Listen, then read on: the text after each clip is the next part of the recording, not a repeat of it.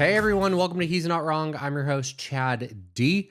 And yeah, you know what? Listen, I lied to you last week. I said that this episode was going to be all about Bama Rush and all things Emma McGowan, who really started Bama Rush. But as I have said previously on this podcast, we roll with the punches. We never know what's going to happen, if there's a schedule change, what's going on.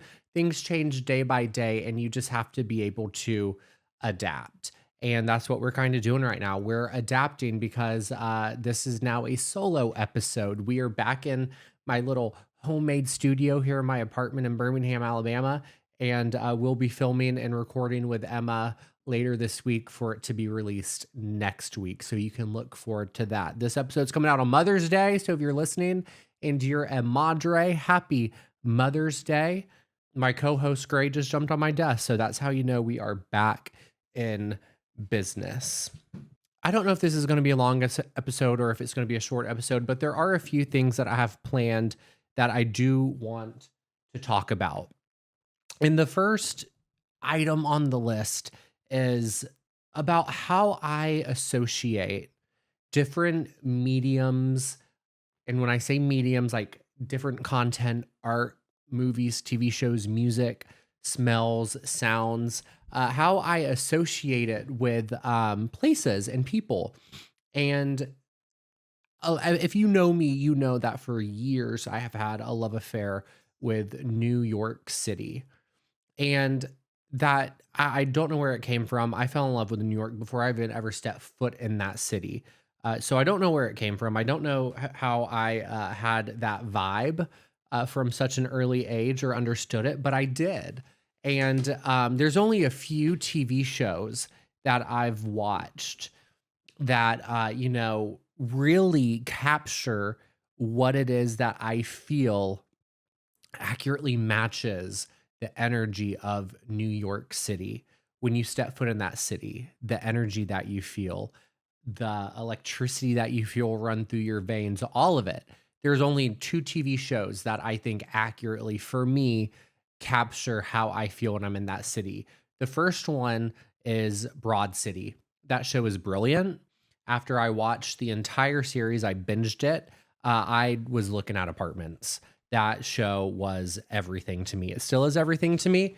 And I plan on rewatching that here soon. I'm really worried what that's going to do for my mental health. There's cat hairs flying all over the place. I don't know if you can see that. I apologize. I am going to rewatch it. The second show is Smash. And Smash was on NBC. And if you have watched Smash, you understand. You get it. You know what I'm talking about. Brilliant. It is just pure brilliance from start to finish. The music, the storyline, the setting, the way they film on the streets in New York, to how they film within brownstones and apartments in the theater, and just the way people interact with each other, the fashion, all of it.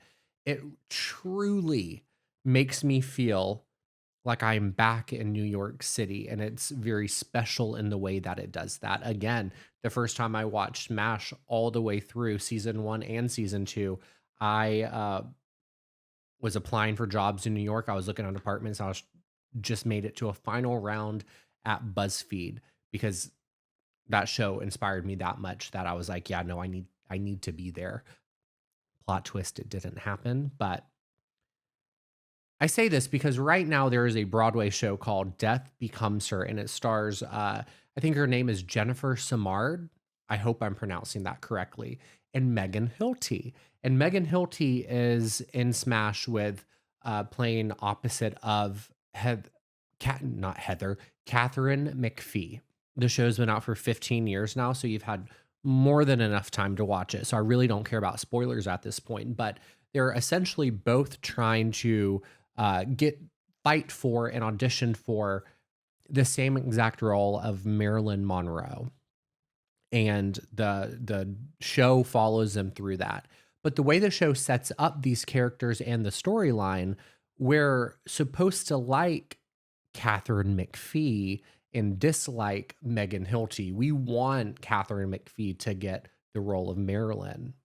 And I think the Broadway show that is in Smash that they're trying to, create and produce a show for us called Bombshell. So I'm not gonna, you know what? I'm not gonna keep saying the name of that. I'm just gonna refer to the show as Smash and the stuff inside of Smash as Smash, because I don't think I can say this word and then put it on YouTube and on TikTok and all the social media. I think it's gonna get flagged. I think I'm gonna get shadow banned if I use that BS word. So we're just gonna refer to everything here now as Smash. So anywho, we're conditioned to like Catherine McPhee. You want her to get the role in the Broadway show in Smash, and we're conditioned to not like Megan Hilty and her character. And I've been all over Death Becomes Her TikTok. I adore Megan Hilty. I loved her in Smash, but I really think we did her a disservice for the role that she played. But I think it goes to show how brilliant of an actress that she is, that we believed very much in who she was on that show. She, like, I don't want to say she typecasted herself because she's been able to play everything since then, but still, you know what I mean. And so she's been Glinda on Broadway, and now she's in Death Becomes Her again. Pure brilliance. Pure brilliance. She's now nominated for lead actress at the Tonys at the upcoming Tonys. I think it's next month in New York City for her role in Death Becomes Her. And I say all of this because number one, love affair with New York City. Number two, love of Smash. But number three, I have to say, I'm not wrong. I'm never wrong. But I need to apologize to Megan Hilty for not really fighting for her as much as I am now, as I should have when I was watching Smash. Because, screw Catherine McPhee. It should have been Megan Hilty all the way. That's who I should have been, supporting and wanting to get that role. So yeah, that's all I have to say on that topic. And as I have just alluded to, I'm always right. Hence, he's not wrong. I'm never wrong. And one thing that I was very, very right about was how I did an episode 2 weeks ago about what it means to America, what this conclave, what the Pope is going to mean to America, why we should care who becomes the next Pope. And if you didn't listen to that episode, please do. But it matters. Like TLDR, too long don't read. Just a quick little summary of that of what I discussed in the episode with Dejar Britton was we should care because the Pope has immense influence and power over the policy and decision making people all over the world. When the Pope speaks, people listen, and his influence over his 1.4 billion Catholics that he leads is the influence is vast. Like you truly can't explain the level of influence that a pope has on the people that he's leading. Rightfully so, right? There's only like one pope in the entire world. Like that's who you're going to go to for, your spiritual needs if you're a Christian, and you're a Catholic. But there are 50 million Catholics in America, so whatever the Pope says as it relates to Catholic social teaching when it comes to, say, immigration, climate change, human rights, the poor, whatever it may be, people are going to listen. And as we saw with Francis, and what we're going to probably see with Pope Leo for the 14th, for all we know, is a continuation of Francis's his papacy, what he taught, what he did. What we know is that what they stand for is vastly different from what Trump and the far right stands for. There is going to be I'm sorry, I just hit a drawer. There is going to be a clashing at some point in the near future on those sets of beliefs, on Christian values and beliefs. There is going to be a reckoning on that, I fear. So anyways, I say that because the Pope has influence over 50 million American Catholics, and that's enough to sway and secure an election if it comes down to it. So that's why it matters to America. That's why we should be paying attention. The converse to that is if it was a very conservative Pope, who was elected, which it wasn't, but if it was, Trump would be able to use that to justify his actions. He would be able to use that to say, "Look, this is what Christianity is. This is what I'm doing. It's approved by God. There's a stamp. The Pope is saying, yeah, let's go." And that's not the case we're in, thank God. But for the first time in world history, we have an American Pope who has influence over Americans, who is starkly, vastly different from what the president of the United States is standing for. So it's going to be interesting to see how this plays out. But I bring this up, I talk about this recap because, like I said, that episode came out about 2 weeks ago on April 27th. We were 2 weeks ahead of the curve on that one. So I just want to read you a couple of headlines that have come out in the past 24 hours. The BBC today said MAGA criticizes the first American Pope as not America first. The New York Times said Pope Leo XIV emerges as a potential contrast to Trump on the world stage. And the Washington Post posted an article with a headline, What Pope Leo XIV Means for the U.S. Catholic Church and Trump. So these are all things that people are starting to realize. These are all things that people are starting to talk about. And I was genuinely on this podcast trying to start this conversation 2 weeks ago. That's why this podcast is called He's Not Wrong. That's all I'm going to say about that. Look, let me have this moment. It's a proud moment for me. I'm really happy about that episode. It's a good episode, and it's a topic that we're going to continue to talk about as the show evolves and grows. Is following the Pope, comparing what Trump is doing to what the Pope is teaching, and if there are any kind of conflicts and statements that come out from the White House that's opposed to what the Pope is saying. We're going to talk about it. We're going to discuss it. I hope to bring on some people who might be able to digest and analyze and talk about this topic a little bit more on the show in the near future. So with that being said, I want to continue on the topic of Trump right now for a minute, because one thing that we've talked about in previous episodes that we will continue to talk about in upcoming episodes are the impact of tariffs and the economy under President Trump. And it's something that Kamala Harris, she rang the bell on last year on the campaign trail, saying we're going to be looking at a recession come the summer. Economists were saying that the tariffs and Trump's plan for the economy is going to be harmful for the American people. It's going to be harmful for their bank accounts. Things are going to become more expensive. And again, we'll be facing a recession head on come summertime. A lot of people didn't want to believe it. A lot of people want Trump to do what he's doing with the tariffs, to let it play out. They're saying that a lot of us are thinking short game when they're trying to think of it as a long game. But even with the long game, it doesn't make sense. So I want to talk about these tariffs because I believe for the first time since he's announced these tariffs on the campaign trail, since he's signed the executive orders implementing these tariffs, I have now seen one singular impact of these tariffs. And I know what I'm about to say. It's not, I want to preface this with, I know it's not a household good. It's not food. It's not a necessity. It's a luxury. It's something that I can go without. But it is a sign, I think, of what is to come and what we are going to see more of in the coming days, weeks, and months, God forbid, years ahead. So I just want to say that this is just my example that I've seen. And I know a lot of people in a lot of other places are probably feeling different impacts and seeing them in different ways. But there is a camera that I've been wanting to buy, and it's the DJI Osmo Pocket 3.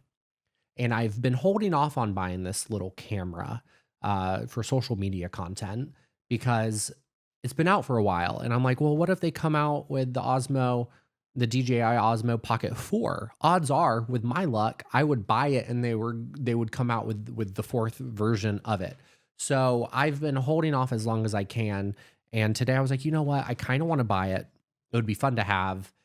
Before these tariffs kick in, I might as well make the purchase. So I went to bestbuy.com Mind you, this DJI Osmo Pocket 3, when I've been looking at it, has been about $399. Some places it was like 359, but usually online, if you're looking at stores, it ranges from 350 to 400 bucks just for the camera, not the creator kit. As of today, on Best Buy's website, that camera is now $899. I'm still here, by the way. I'm just in shock. So I paused for dramatic effect because that camera has doubled in price. My understanding from searching on Google, looking it up on TikTok, more people are talking about it. There are some TikToks on this specific camera and the price increase. I'm not an economist, but what I can surmise from all the news and content is that the camera is very popular. People have pretty much bought it, sold, made it sell out everywhere. So now with this recent shipment of them, the tariffs were in play. So now we're seeing a limited supply, but that supply is now more expensive due to the tariffs. But since it was a more limited supply and demand is still high, the price is now jacked up. Supply demand. Again, I'm not an economist, but I don't think you have to be an economist to understand the impacts of a tariff and then to, under, understand how supply and demand works. So, more to come on that. We're going to cover it in future episodes. I want to keep a running list on some record or something of items and prices that I see because it like absolutely insane. I cannot believe that camera in a matter of a few months has doubled in price. Hopefully it'll go down, but I have not seen any sign or have any reason or any information as to think that it would. So that camera just won't be bought for a really, really long time. Maybe it'll just be worth getting that DJI Osmo Pocket 4 when it comes out. So we'll see. And the final thing that I want to talk about on this episode that I had planned is it goes back to the Pope. When was he elected? On Wednesday? Was Wednesday, May 8th? I think it was Wednesday, May 8th. Whenever he was elected, whenever they announced it, it was emotional because the news has been so negative and so bad for so long. It was just really good to see all the news networks covering one positive thing and to see people running and crying and hugging people from all over the world, different denominations, different nationalities, just different beliefs, and all of them just being able to recognize a moment is significant and to feel positivity and love and that to come through the news, I thought was a really moving thing. I think it was moving enough having an American Pope selected or elected, but then to see all the people and their reactions and then all the news covering it and it was everywhere and everyone on social media was talking about it. It was moving. And it was powerful and it was positive. That is like the key thing here. It was positive and the reception was positive because in that moment, I think everyone understood based on some quick research where Pope Leo stands. He's moderate, but what we have seen is he has spoken out against JD Vance and Donald Trump on really harmful policies that as it relates to the climate and Christian teaching and really just human rights. And so we kind of understood in that moment the person that we were going to have, kind of challenge in the future our administration. So it was really good to see really positive news for even just a brief moment in time. And as I alluded, I don't even think that's the right word. I'm just like word vomiting now. But as I just said, it was everyone on social media was talking about it. And people are loving him, and that's great. But one thing I want to remind everyone to keep in mind, to remember, to think about is we cannot apply the way that we operate American politics onto someone who is in charge of the Vatican and in charge of a religion. It doesn't work that way, right? We can be mad, we can protest, we can criticize American politicians for how they treat other American politicians because that's how our system works. But that is not how the Catholic system works. That's not how the Vatican works. That's not who the Pope is. One thing that Pope Francis said in an interview with Nora O'Donnell that I think it came out last year. She had an hour-long sit-down interview with him, the first American journalist to do so. And Pope Francis said, I don't care who you are. I don't care what your sins are. I don't care where you come from. Just come in. Whatever the issues are, we'll sort those out later, case by case. Like that's fine. We will deal with it later. But the most important thing is just come in. Like I want everyone just come in. We'll deal with all the issues later, but as long as we can come together and all come together in one place, that's what matters. And so I say that because it's literally the Pope's job to try to bring everyone in. We have to understand his position and where he stands and what his job is, right? So I say this because he is going to meet with Donald Trump. Point blank, period. It's going to happen. And I do not want to see people on social media trying to cancel the Pope for meeting with Donald Trump because that's literally his job. In America, yes, we can kind of be angry when our politicians would meet with Donald Trump because usually they're trying to get some deal out of it. They're bending the knee, they're kissing the ring, they're giving in to Donald Trump. That is not what happens when the Pope meets with a president. So let's try to not cancel him when that happens. Because as we have discussed previously, the Pope has proven himself to be the only position of power in the entire world that Donald Trump seems to respect and understand the power behind. Maybe it's because he knows the Pope can sway 50 million Americans in an election based on faith and morals and ethics. Who knows?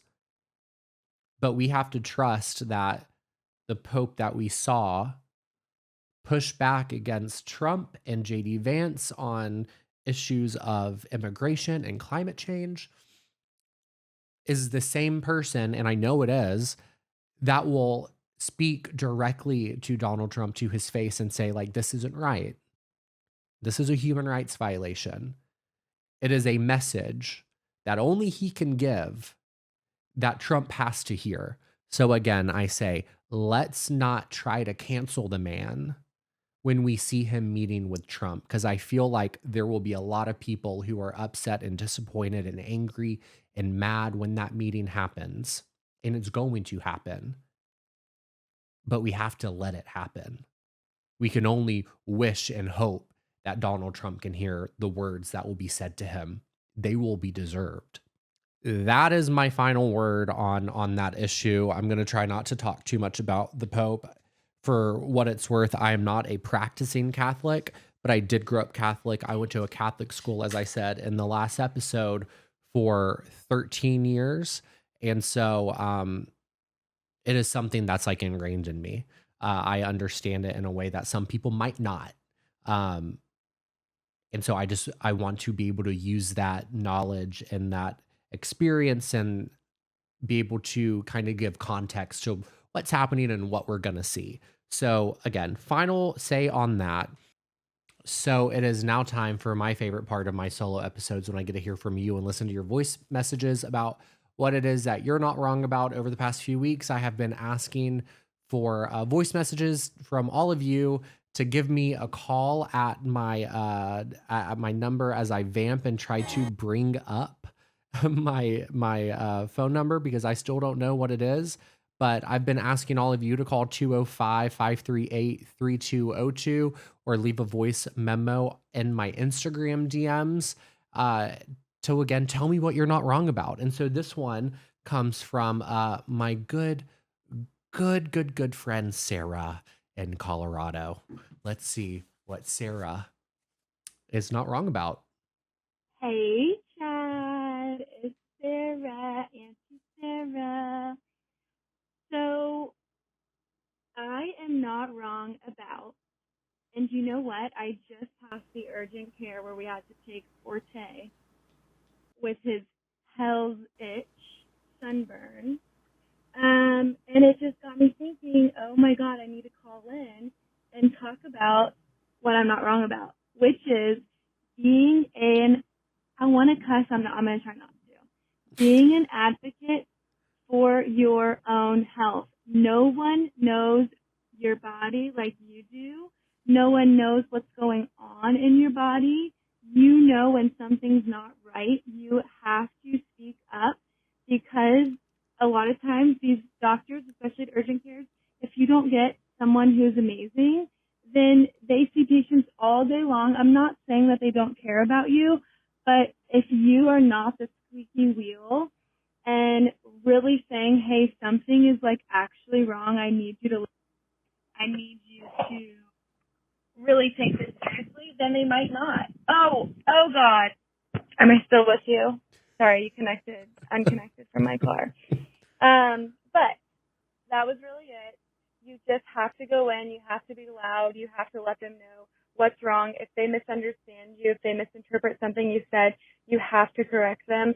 Like, no, it's not that. It's really this. And you know what? I would even say come in with your own research done. These are the 3 things that I think it is. I don't know if they like that. They probably don't like that. But that's what we have to do. We have to figure it out, on our own and, crawl our little asses back there and say, this is what we need ASAP, as you like to say, ASAP as possible. But anyways, I just had to call in and say that. Also, I've been loving everyone who's not wrong lately. I love you. Bye. Oh, Sarah, thank you for leaving that message for me. Okay, look, as she alluded to, my boyfriend Taylor had something called Hell's Itch. And when we were in Colorado, there's the Colorado episode, it was from that trip. Apparently, as we have learned from Reddit, it is not something that is in, all of the medical books and in medical school. It's on Reddit. And there is a certain percentage of the population that when they get a really bad sunburn, it's worse than what we might feel as a bad sunburn, borderline sun poisoning, but like to the extreme.